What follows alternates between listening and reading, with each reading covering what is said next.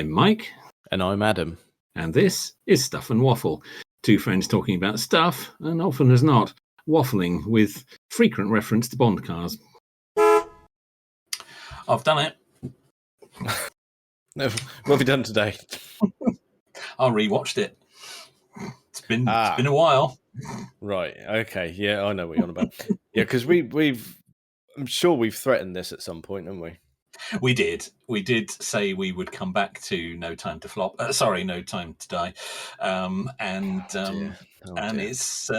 It's time, I think. Yeah, because we've had. What have we had? We've had. How long? Well, when was it? October. So yeah, we've had roughly sort of 7-8 months ish because we watched it right at the beginning of October. We couldn't get any September tickets. Well, we could, but I wasn't very organised. Let's put it like that. Well, yeah, but we could only get crap seats, couldn't we? As well, I think so. I refused to sit in the cheap seats. Yes, absolutely, yeah. Especially for a film that long. It's a long film, and lockdown has caused expansion, so I probably wouldn't even fit in the little seats anyway. Yeah, it could be a health hazard. Yeah. It'd be one of those ones on a tabloid website of going, man gets stuck in seat and has to be forklifting out or something. Could happen, couldn't it? Or you'd hit the fella in front of you with buttons as they flew off. So, it's a serious issue. It is. So, we watched it about a week after it actually came out, didn't we? We did. At the cinema. Yeah, and that was all very good. And yes, this is the first time I've watched it since. I have obviously purchased it and have it, and have watched it again. Okay, right. So before we start, I double checked where we left it after our, I don't know, would you even call it a review? Well, we gave it a number at the end, so I'd say yes, actually. Oh, we did, didn't we? Yes, I forgot about that. Yeah, we averaged it out because you said 6 out of 10 and I said 8, so we had a Stuff and Waffle 7 out of 10. We did. I'd forgotten that. Yes. So now we've had a rewatch, and you're allowed to rescore at the end of this. Okay. Should you wish? Okay. Yeah, I will do the same. I might wish because I've rewatched it too. I watched it. I don't know. Was it last weekend? I think it was. Okay. But I have seen it a couple of times more than that because I've watched it with the eldest small person. Yeah. You've seen it once more. I think it's my 4th watch now. Okay. Because I watched all the Daniel Craigs with the small person. Then I watched all the Daniel Craigs again myself. Okay. And then I rewatched No Time to Die for this. I haven't done that, although I did watch Skyfall again a little while ago. Well, it's a good one, isn't it? It is. Yeah. Well, it's his best one. We don't need to quibble about that. It probably is. I mean, Casino is very, very good. It's really, yeah. I mean, it's close, but I think Skyfall is a bit more. It just edges it. If I want to watch a bit of Daniel Craig Bond, I will put Skyfall on. Oh yeah. Yeah. That's the one I will go to. So there you go. That's well, we're agreed on that at least. I think I think a lot of people do that. To be fair. Oh yeah. That's not an uncommon thing. No, I don't think so. So yes, popped it on. Did watch it in one session. Very good. And there it was. Oh God! So it had the same ending. I was, they've not changed it. I mean, what would have been nice on the DVD is if you could pick the different ending, maybe. Oh, that'd be good. Choose your own adventure Bond. There's a thing. Yes. Right. So are we? Because we're not just going to tackle the ending here, are we? No, I don't think we should. No, I don't think we should. I do have a couple of things to talk about that one thing that we missed last time, or at least neither of us mentioned it, and to confirm something that we weren't sure about. Okay, I'll tell you what then. Let's tick off that, then we'll do the housekeeping, and then we'll delve into bits and bobs. Well, I have a background car spot that we missed last time, just to try and keep it a little bit on cars. Oh yeah, better add. Better add, yes. That's what I thought. Yeah. In the scene where he collects his V8 Vantage from the lockup. And obviously it appears as if he gets in it and just drives off. We know that's not the case. We know he's, shall we say, tinkering for a little while. The AA has been down there. Oh, definitely. As we said last time, that's a 1980s Aston. That's not just been sitting for 5 years and is just starting and going. That's not happening. No. Not at all. When he pulls up outside MI6, when he then goes in, on the other side of the road, he parks the Aston and gets out, and we see him getting out, and there's a shot of the front of the car. On the other side of the road, in some end-on spaces, is an XJS. Oh, but how did we miss that? I don't know. It's a late model. You can only see the sort of front three-quarter. I think it's a late model XJS. It's dark blue. I mean, that front, that low, sleek front of the XJS is quite unmistakable. It's a dark blue with, I think, that red pinstripe that they put on them. I think it might be a celebration model. Oh. Wouldn't swear to that because I couldn't see the whole thing, but it didn't have the lattice alloys. It had the sort of 3-spoke, quite chunky alloys, not the earlier Kent ones.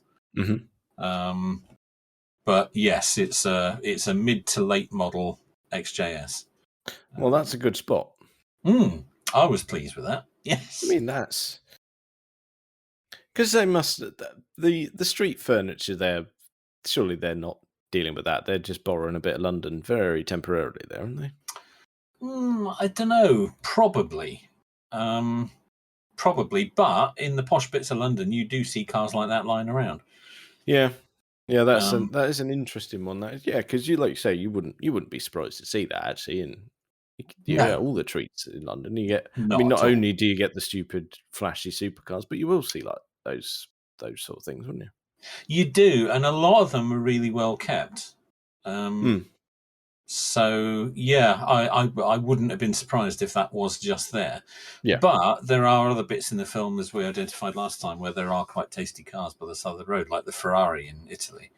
I get the feeling that was placed. Yeah, I think so. Well, especially as that was a stunt sequence.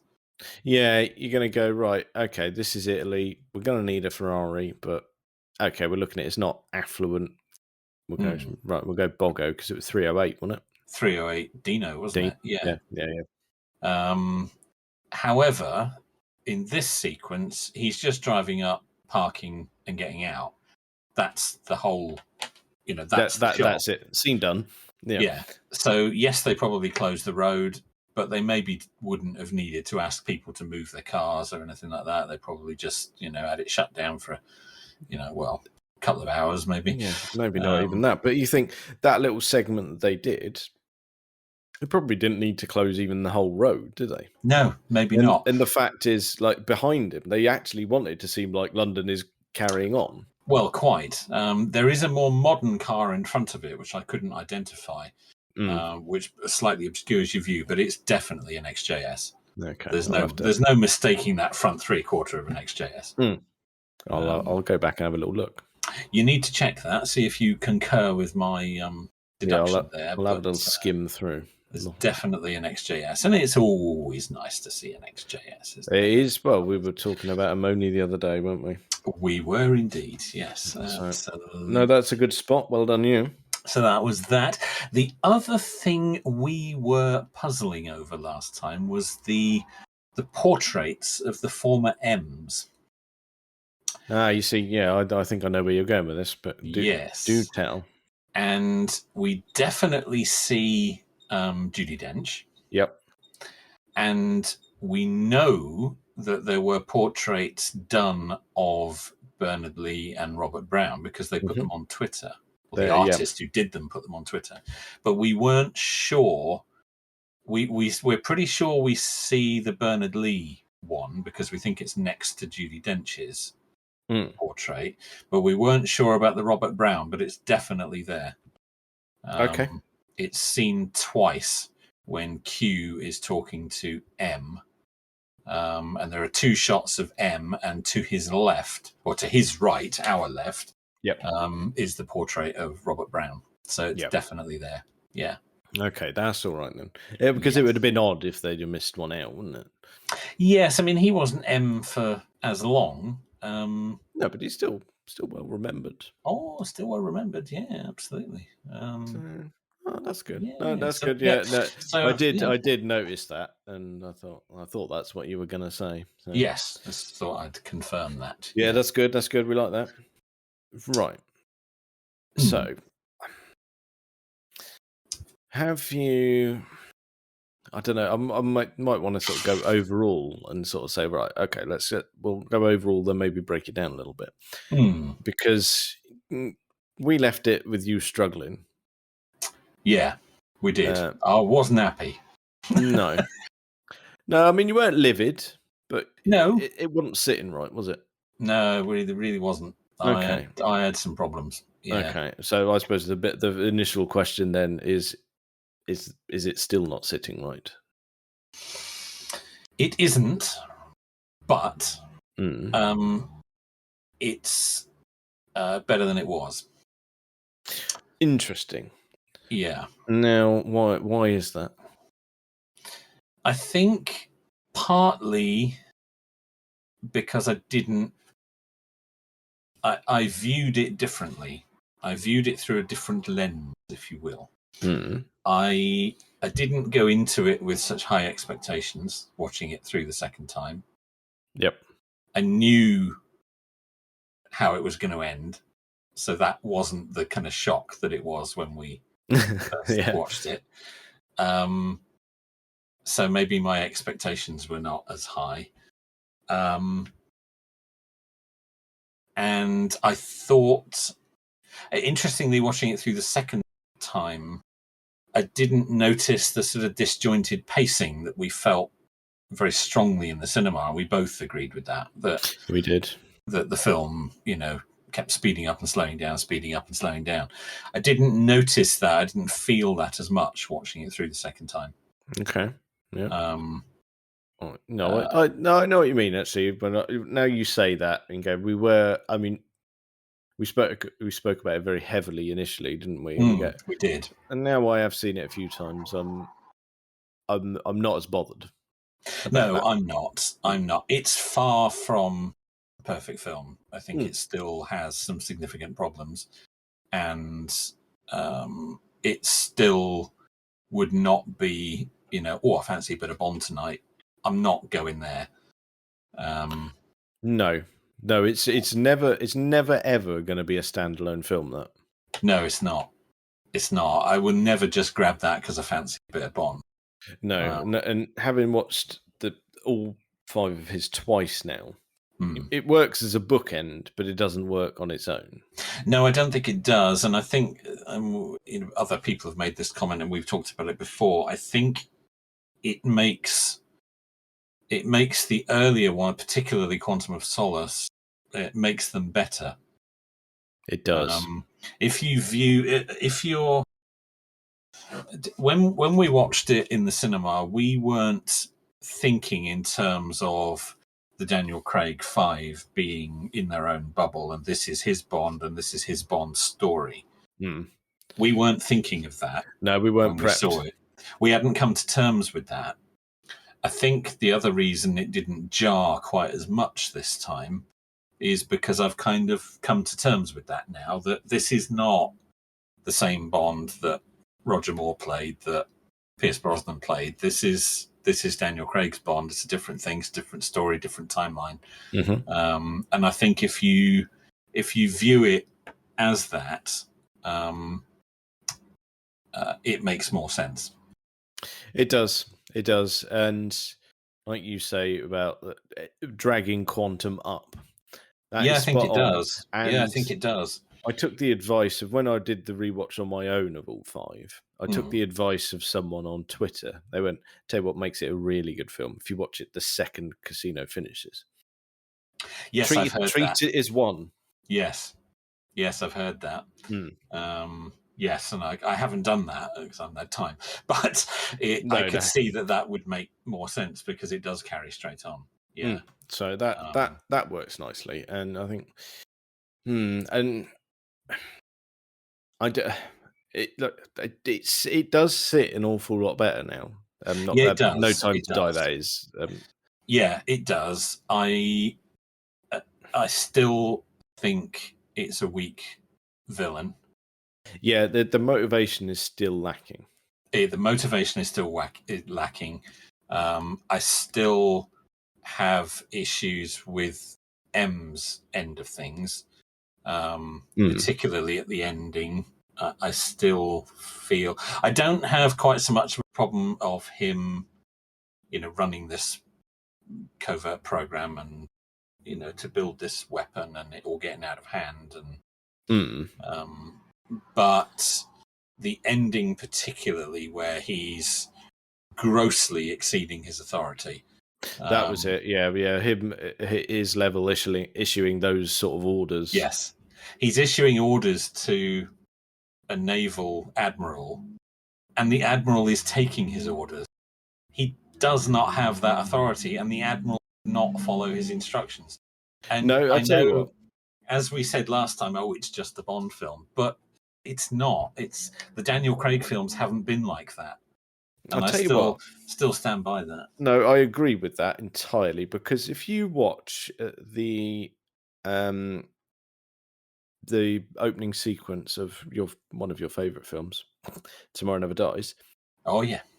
We've got the naval ships, and they are following the correct chain of command for firing the missiles. They are. So there you go. So because you can't just use the excuse of, it's a Bond film. Again, they did it right in that one. They did it right in that one, and they've done it right in other, because they've always, actually, to be fair, they've always got the military side of things quite accurate, even in the silly Bond films.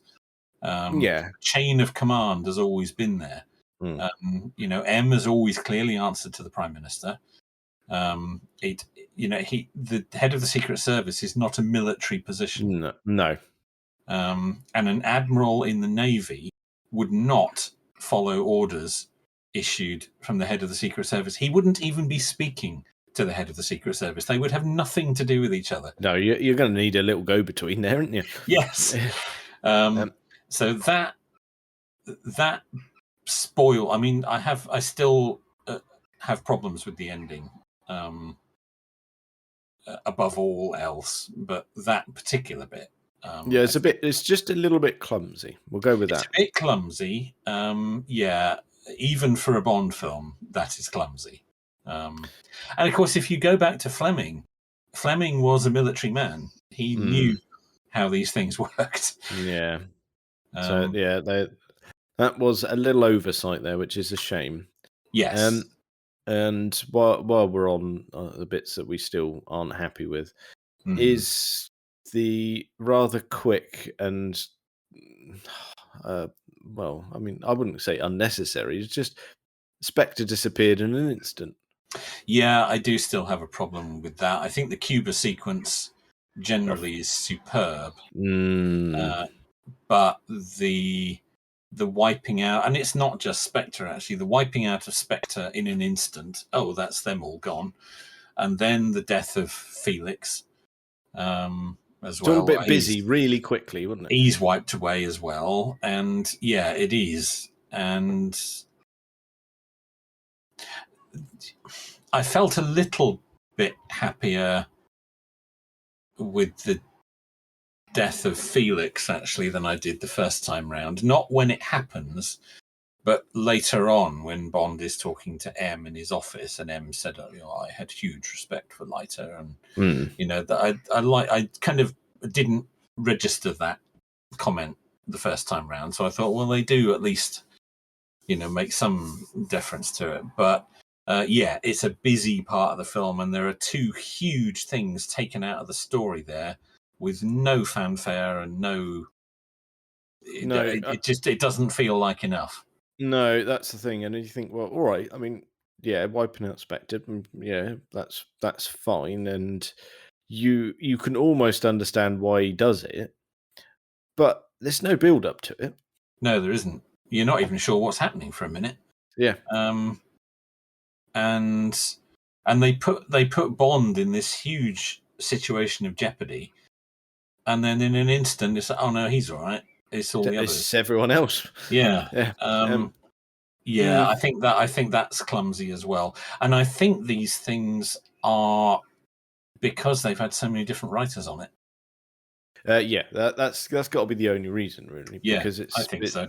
We've had different writers, we've had directors having a strop, and yes, Danny Boyle has made some more comments about that, hasn't he, recently? We did read that, but he wasn't. Was the gist of it? He wasn't happy with the ending. He's like, that's not for me. Yes, he wasn't happy with the ending, and he wasn't happy the fact that they dismissed all his other suggestions. That was it. And that he'd got his writer on it, and they'd come up with what he thought was going to be really interesting. And they just said, no, we don't want that. And that was it. There was no discussion about it. It was just, no, we're not doing that.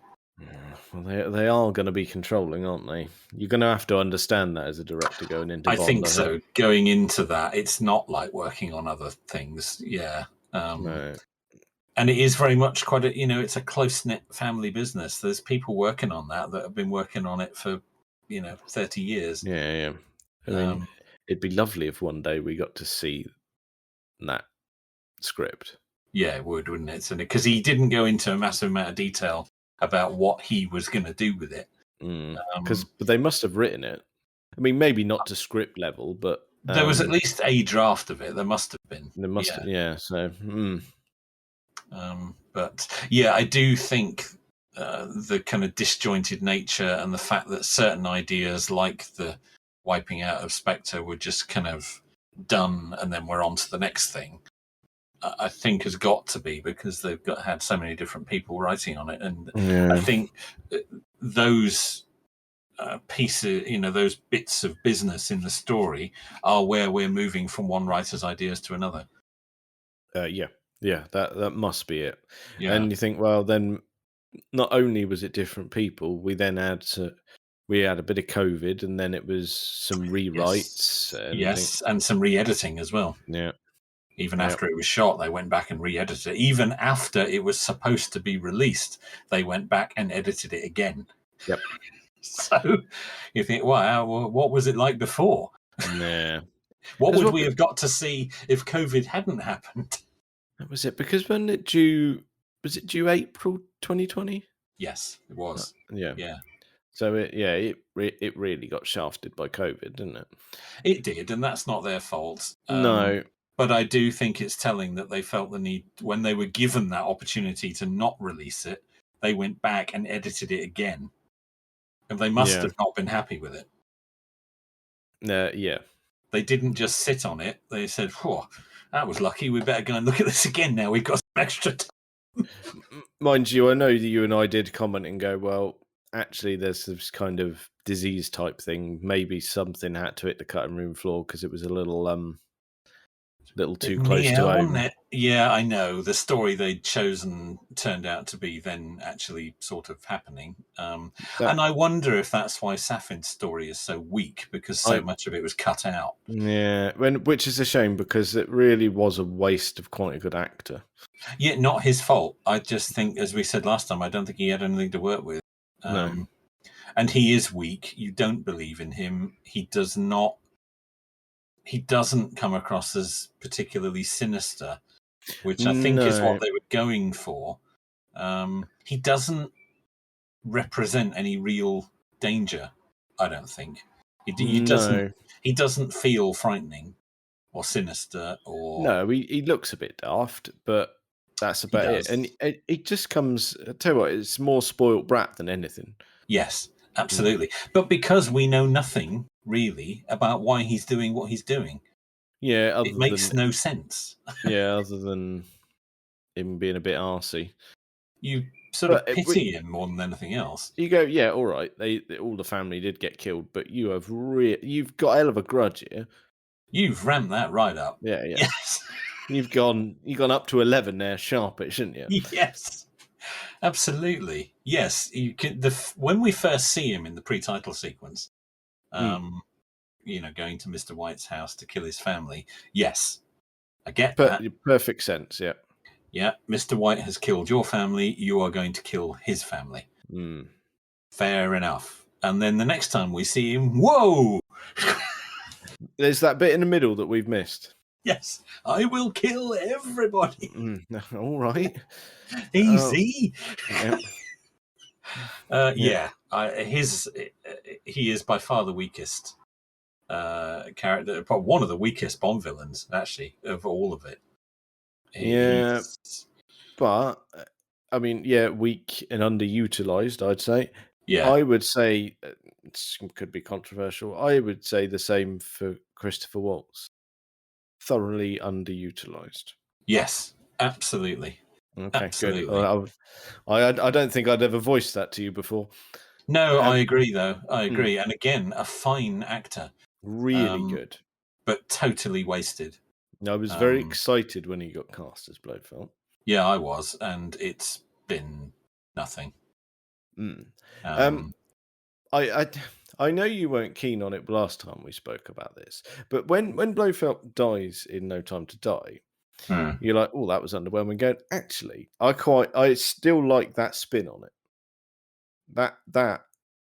That sits well with me. I think I really like that it was oh fuck. Yeah, well, yeah. I mean, it was an accident, wasn't it? I know it was Safin's intention.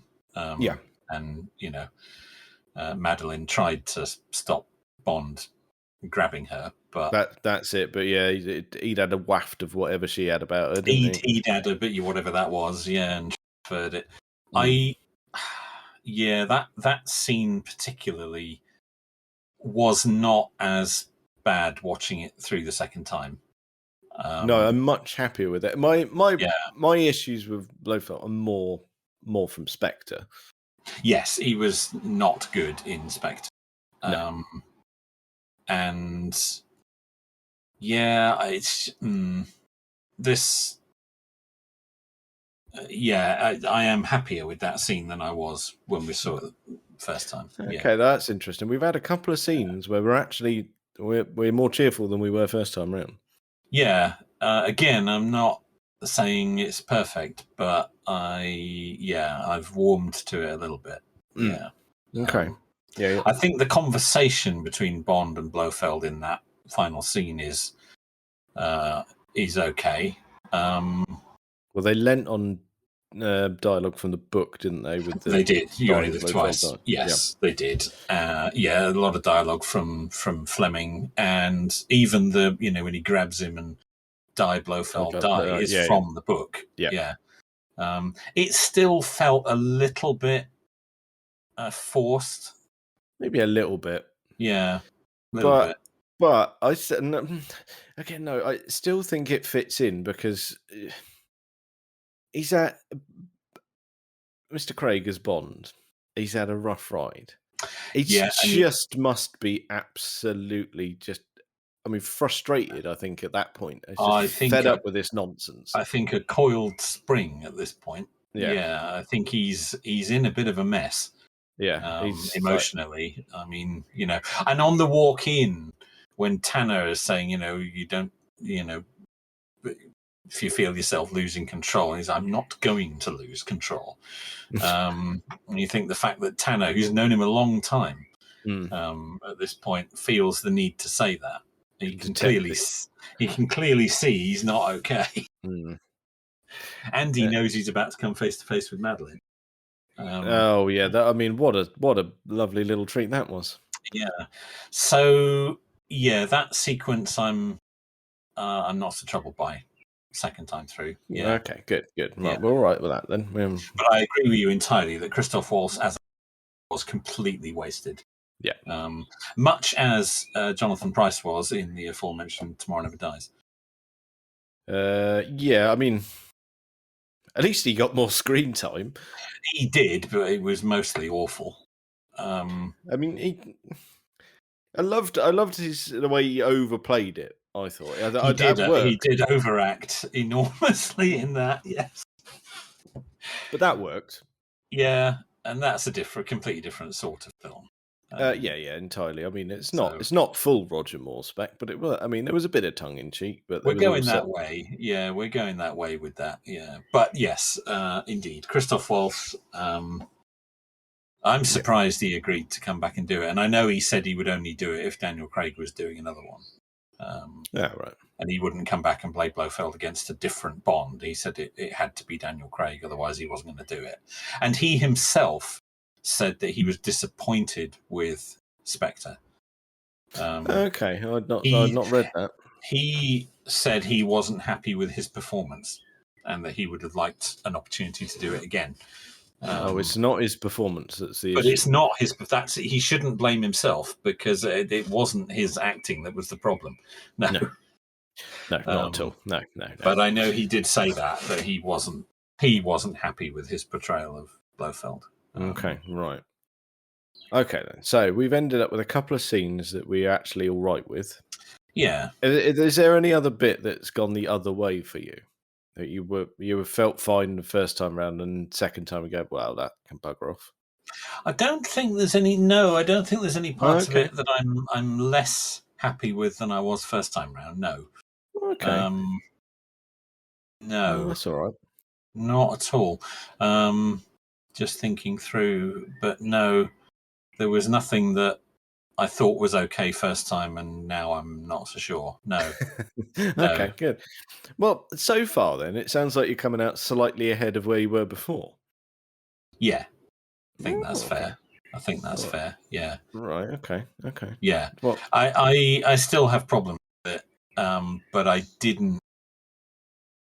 Yeah, I didn't leave it feeling quite so angry as I did when we saw it at the cinema. Okay. I mean, because I don't think you were specifically angry at the very moment we'd watched it. I think you had a day or two to let that build up. Yes. Well, we didn't record the podcast for 2 or 3 days after we'd seen it, I think. Yeah, I can't remember. We saw it early in a week, and then we recorded on a Thursday, and that we let that brew up for just a day or two to make you really seething. We didn't record that episode that week, though.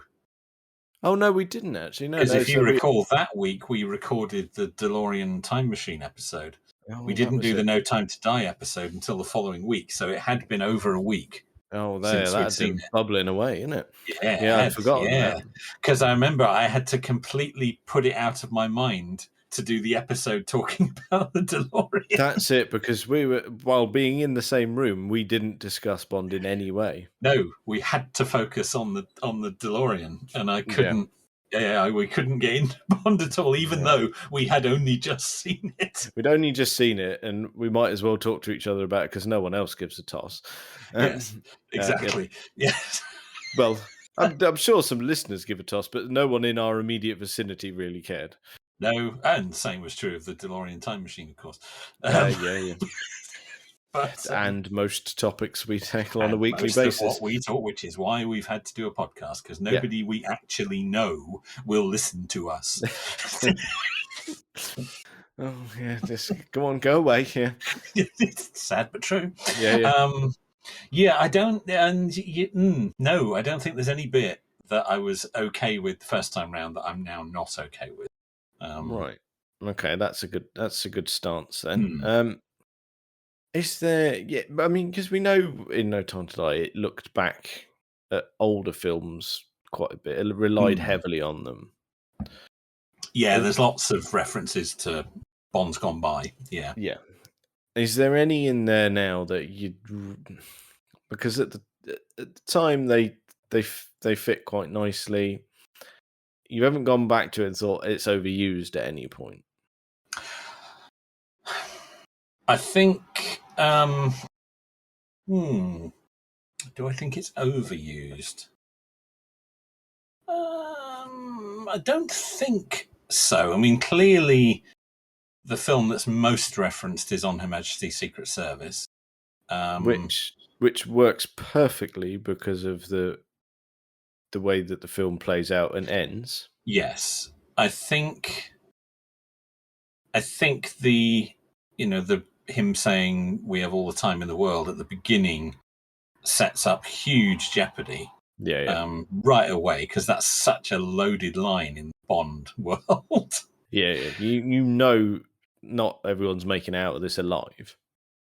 Yeah, quite. Although it's a Bond film, so you kind of assume that. Okay, I mean, yeah, you'll accept a henchman dying. You don't care about that, but someone significant. Someone significant's probably going to go. Admittedly, wrong Aston Martin for that sequence, but we covered that last time. And I tell you what, I am angrier about that the more I watch it. Have you gone the other way with that it absolutely bloody should be a DBS? Yeah, I am just... It makes no sense in any way, shape or form. No point has Dalton's Bond ever been referenced in any other films, really. No, but I think it's because that car had gadgets. And I think the sequence of them being used was cut out. So you think that's sitting on a cutting room floor somewhere? Yes, I do. Well, I know it is because we both saw. We've seen some rough cuts or promotional shots, but this was pre-COVID. This was these photos that we've seen, and I can't find a bloody reference to them anywhere now. No, I can't now. It's been completely buried. But there were absolutely sequences, action sequences shot with the V8 Vantage. Because I recall there being stunt drivers, with the dots on their faces so that they can overlay the actor's face. Yeah. And there was definitely a shot of it driving under a helicopter with the helicopter shooting at it, a la the Lotus Esprit in The Spy Who Loved Me. So I think the V8 Vantage was chosen because the V8 Vantage had gadgets and the DBS didn't.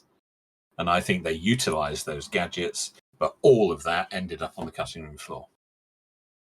So, you see, if that's the case, and if they chopped that because they maybe watched it back and went, because I'm not sure we need that. Because if you think about it in your head now of playing that film through and going, right, there were some quite good car chases in it, but they weren't gadget laden. None of this film was particularly gadget laden, was it?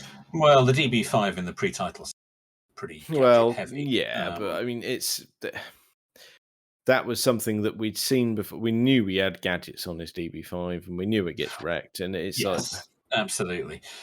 I think watching it back, I was thinking about this. Watching it back, and we commented on this last time as being something that's infecting a lot of action films at the moment. There was a very sharp cut between him getting the V8 Vantage out of his lockup, and then he goes to MI6, and then boom, we're in Norway. That's it. No, I think the action sequence with that car was him being attacked either on his way to Norway or on his way to Madeline's house once he got to Norway. Okay, yeah, that would make sense. And I think they cut it because we've got two then car-heavy action sequences back to back. We've got a sequence with the Aston. He then deals with that, arrives at her place. We have all the bit there. Then they're in the Land Cruiser. I think they decided that they needed to cut it for length. We've got two car sequences there. We can't cut the one with the Land Cruiser because that actually advances the story. Yep. So we have to cut the one with the Aston. And I think that's what was done. And I'm the more I think about it, the more convinced I am that car was chosen because they used the gadgets on it. Which, yeah, you'll understand. But it's like, you're right. There were two car bits quite close together. And you think, right, he's already... What if that was the case and that was why it was in there, which makes total sense now you say it. But why are they attacking him there and then attacking him again? And you go, well, that wouldn't... The narrative was crap. That's back to crap writing there, isn't it? Which is entirely possible. That sharp jump when he arrives in Norway, I bet that's where that sequence was was cut out. Right. Okay. And he was attacked driving to Madeline's house in the V8 Vantage. Right. Okay. I think that's the only because we know those scenes existed. Yeah, there's something happened. Yes, and I think there's a sequence there between him leaving London and arriving at Madeline's house. I think there's a stunt sequence there with that car that was cut out. I bet that's not in the bloody extras on the DVD either, is it? No. So no, that's disappeared. That's disappeared, and it may have been cut out quite early on. That could have been sacrificed longer because, like we said, we saw references to that a long time ago. Yeah, we did quite early on. It was one of the earliest because the Norway stuff was shot quite early on, wasn't it? And that's what we all saw the photos of. Yes, but not just the Aston stuff, but just shots in general of shots in Norway. There was there was stuff with the Land Cruiser as well, and there was certainly stuff with the Land Rovers. Yeah. So I think that's what was. But looking at the finished film, as you say, there is, with that stunt sequence gone, there's no logical reason to use the V8 Vantage. No. It should have been, in that context, it should have been the DBS. Yeah. And like I said, still pissed off. Yeah. That is a missed opportunity, but I can sort of see how it may have happened. But they could have, of course, fitted gadgets to the DBS. Well, I mean, we never really saw it used in anger, so you don't know what was in it. Well, we get a hint in Diamonds, don't we, that there's some sort of gadgetry being put in it. Yeah, because you see the arse end of it in Q's lab. You see the front end of it, in fact, in Q's lab, and there are some missiles being loaded into the front somewhere. So we can perhaps, on Her Majesty's Secret Service, other than him having a sniper rifle in the glove box, we see it. Absolutely. We see it doing nothing. He drives it about a bit, and that's it. And obviously, it gets the bullet through the windscreen at the end, but certainly no hint of any gadgetry. There is that brief moment in Diamonds Are Forever where we think, "Ooh, it's being fitted with," and then again, we never see it again. No, that's it. That's the last. But they could have run with that and say, "Okay, it has been fitted with gadgets," and we could have done that, and he's got this in a lockup somewhere. But the problem is, I mean, like we said at the time, they shoehorned far too many cars into that. Far too many cars. The DB5 has been horrifically overused at this point. Yeah, we could probably put a lid on that now. We all love it, but it's in every blinking film now. Yeah, it's too much. Let the DB5 go.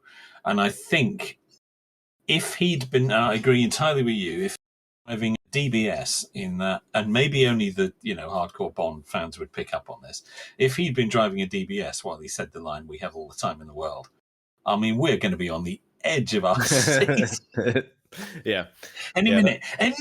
Yeah. That's it. Oh, dear. But in the DB5, it just doesn't carry the same weight. Well, like you said, we're not bored of looking at it, but you do really need to gauge it a bit better than that. Yeah, I think you do. Right. Should we do it then? We did this last time when we did the actual view. Right, we're going to have to deal with the end. We are going to have to deal with the ending, aren't we? Yeah, we are. So go on then. Where are you at with it? I'm going to open on the cider. Yeah, that's very wise. With the knowledge that we didn't have the first time round, that this is Daniel Craig's Bond in a bubble. Yep. These 5 films have nothing to do with the rest of the series. This is almost see it as one possible storyline for one possible Bond. Yep. I think I can live with it. Okay. I still think it's clumsy. I still think it's Are you referring to the M stuff and the orders? Yes, I am. Right. Yes, Okay. I am. I still think all of that end of it is clumsy. I think the whole nanobots thing is clumsy, where they where Q finds out about it. You're not even gonna research it and work with it. Oh and yeah, try we can't do anything with it. It's permanent. I mean, you're just Google it at that. least. Come on, mate. Yeah, you're just going to accept that, are you? Yeah. Just take that as read. Yeah. That's quite an important thing to not even look into a little bit. unless, because did they say somewhere along the line it was a bit similar to when Q was talking about Smart Blood in the earlier was it Inspector? Yeah, Spectre. Yeah. Do you think? Because I'd read about this and I'm wondering whether he knows about it from that, which makes it a bit more digestible.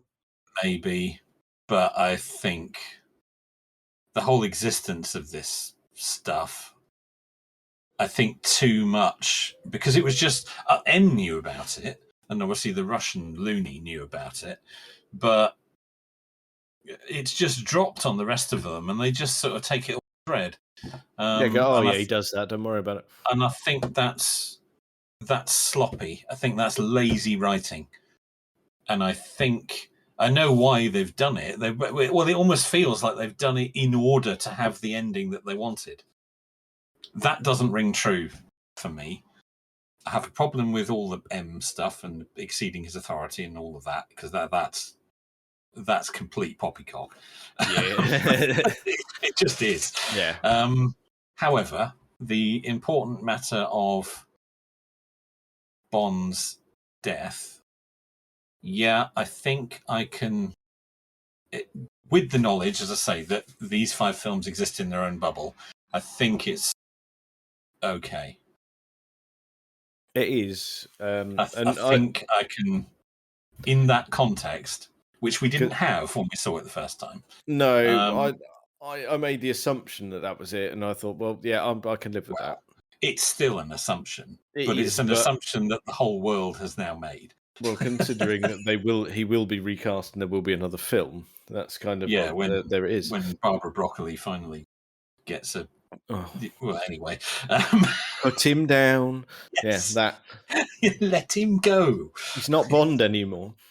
And he's married. Yeah. She's not going to like it. So I think in that I have problems. I don't have so much of a problem with the fact that he dies anymore. I still have some problems with how it was done. Okay. Because I definitely don't have an issue with him, but it's essentially going, right, well, we've dealt with this now, all is well. But I can't carry on. I accept that now because of the shit time he's had as Bond. I totally understand that. Yeah, I'm okay with that now. I can sort of see that, and the fact that he'd never be able to go anywhere near his family anymore, the family that he's only just found out he's got. I can get on board with that, but I still think the lead up to it is sloppy. That's fine. No, I'm not going to argue with you on that. Yeah, I it's true. It's a bit. We said it's clumsy. It's just it's lazy. It just needs a little bit more attention. You'd be fine. Yeah, I think that yes, if there was any part of it that needed more polishing, it's the lead up to the ending, lead up to his death. I think the little bit after his death, watching that again, the bit in M's office where he's quoting from Fleming, and he clinks the glass and back to work. That scene I'm now much happier with than I was the first time. I'm really okay with that. I don't think I had as big an issue at the time, did I? No, you didn't. You didn't the first time round. No, I'm okay with that now, having watched that through again. the last little bit where Madeline's driving the V8 Vantage and tell you a story about a man named Bond, and then the Louis Armstrong comes in. I don't think we needed that. I think that last little bit could be removed and it would be okay. I think we could end it in M's office. Yeah, I suppose we don't really need that bit. However, it's okay. And she's got herself a very nice free car. So oh yeah. Yeah, she's laughing. She has done well there. Yeah, that's it. She's seen classic car prices. She knows well, he's gone, but I've got a little gold mine here. That's so worth a fortune, one of those now. Yes. So that's all right. I mean, like you say, if that was missed out, I don't think anyone would have been upset. I still like the fact that they rolled the credits to Louis Armstrong. The credits to Louis Armstrong was... I love all the to previous Bonds. We both love On Her Majesty's Secret Service. Oh, yeah. I think all the references to that, and I think the resurgence that Mr. Lazenby is currently experiencing is lovely. He's signing things left, right, and centre on the internet, isn't he? Milking it for all his worth. He's got a merch store now. Of course he does. He is all over that. Fair play to him. Yeah, you can't knock it. He was basically ignored for decades. A film, we said this before, for a film that was virtually buried after its release, it's been more referenced than any other Bond film throughout the series. This is true, and you think as well. I mean, for something that you and I treasure so much, I'm not even talking about On Her Majesty's Secret Service. I'm talking about Alan Partridge. He missed out of his Bond list, didn't he?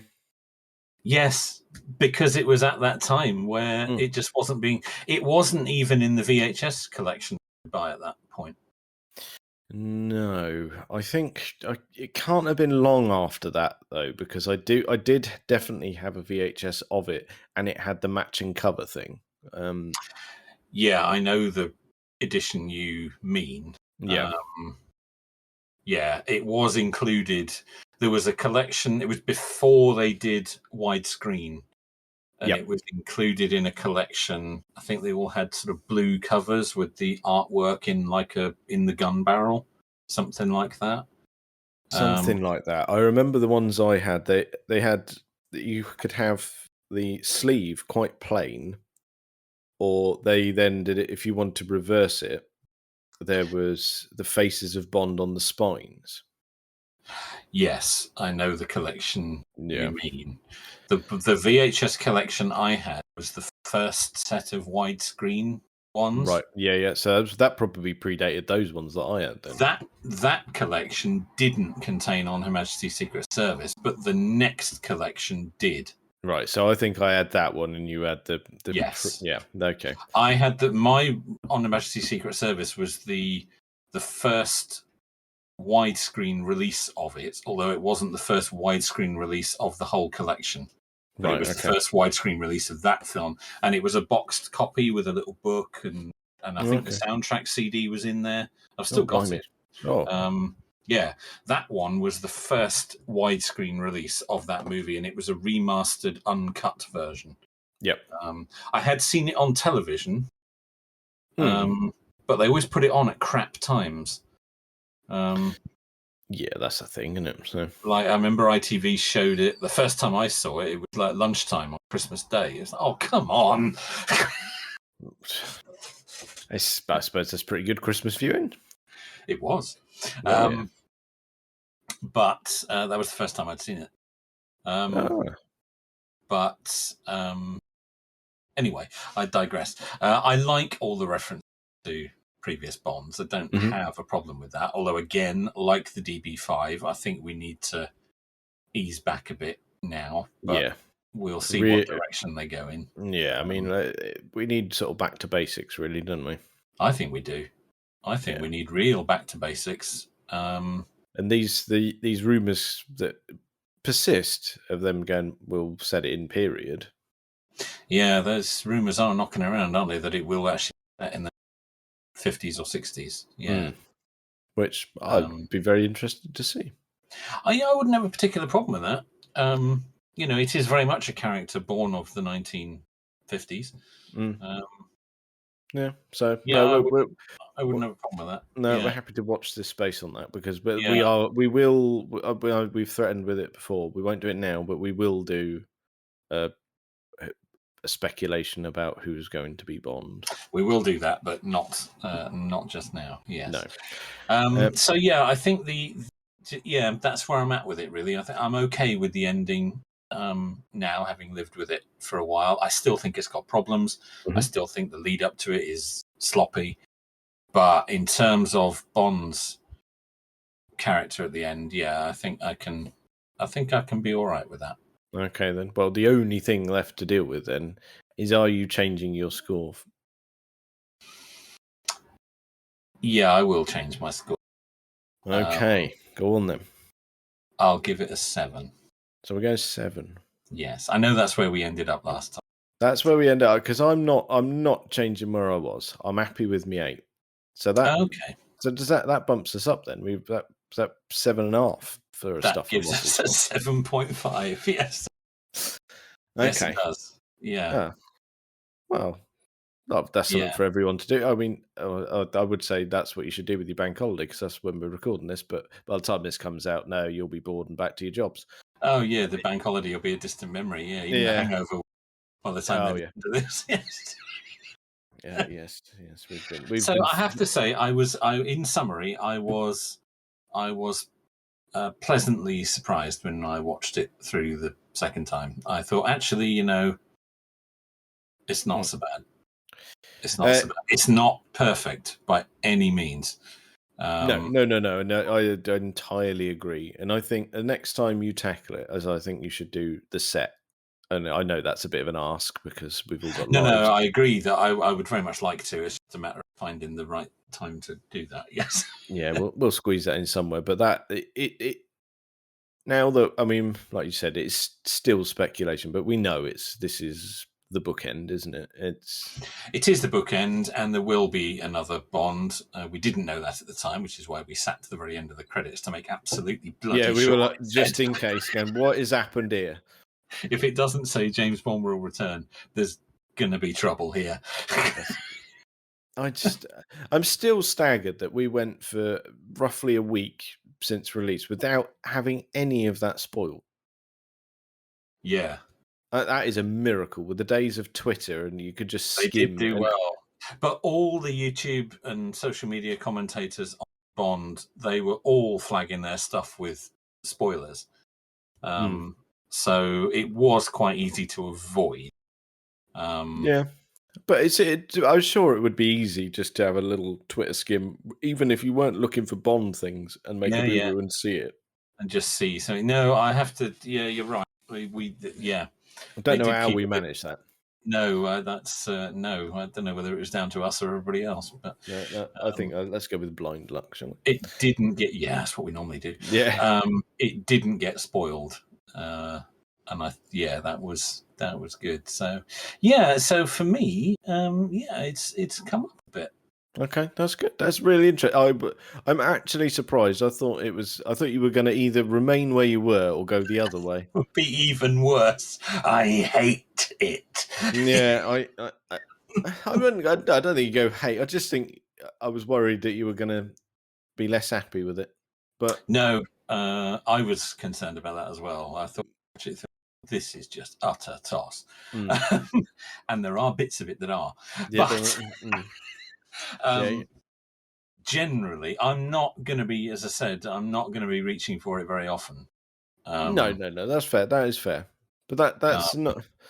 Even if everything were perfect story-wise in it, it still wouldn't be one that you could reach for every time. So it's not the fact that the film's a bit iffy that's doing that, I don't think. No, I think it's part of a series, isn't it? That's it. Casino you could watch on its own. Well, that's the beginning, isn't it? So that's the beginning. Matter. And I actually think Skyfall you can watch on its own. Yeah, you get away with that. Yeah. Because that very much has a storyline that does stand alone. The rest of them, it's very clearly part of a story arc. And I think when you know that and you understand that and you understand what they're doing with it, and that this is the bookend of this particular interpretation of Bond, yeah, I can see what they were doing, and I think it needed a bit more work, but yeah, that's fair. I think I'm all right with it. Yep. Okay. There we go. Then. We've got an improved score, and he's all right with it. Yeah, I think I'm okay. I've had the therapy, and in every day and in every way, I'm getting better and better. Well, I think that's probably enough of that for this week. Check us out on all the various social medias and things. Thank you very much for listening.